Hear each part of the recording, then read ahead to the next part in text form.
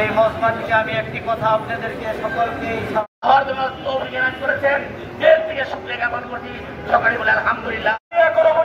পরিষদের পক্ষ থেকে তাবলীগের মুরব্বীদের পক্ষ থেকে সকল সন্ত্রাসী কর্তৃক ইজতেমার ময়দানে গভীর রাতে সরাই নিজামের ছাত্রীদের উপর হামলা ও হত্যাকারীদের দ্রুত গ্রেফতার, বিচার ও সাতপন্থীদের কার্যক্রম আজীবন নিষিদ্ধের দাবিতে সাংবাদিক সম্মেলন ও বিক্ষোভ সমাবেশে উপস্থিত হযরত উলামায়ে কেরাম, দাওয়াতে তাবলীগের সাথী বন্ধুরা, উপস্থিত আছেন তৌহিদি জনতা। বিশ্ব ইজতেমাকে কলঙ্কিত করেছে তথাকথিত তাবলীগের সাথীরা, তথাকথিত তাবলীগের নামে সন্ত্রাসের কর্মকাণ্ডে জড়িত সাতপন্থীরা।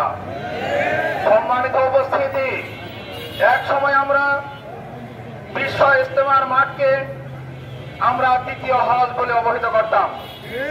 আজকে বিশ্ব ইজতেমাকে যারা কলঙ্কিত করেছে, বিশ্ব ইজতেমায় যারা উলামায়ে কেরাম এবং সাথীদের রক্ত ঝরিয়েছে, আমরা তাদের দৃষ্টান্তমূলক শাস্তি কামনা করি। নানা ঘটনার পর সরকারের সর্বোচ্চ মহলে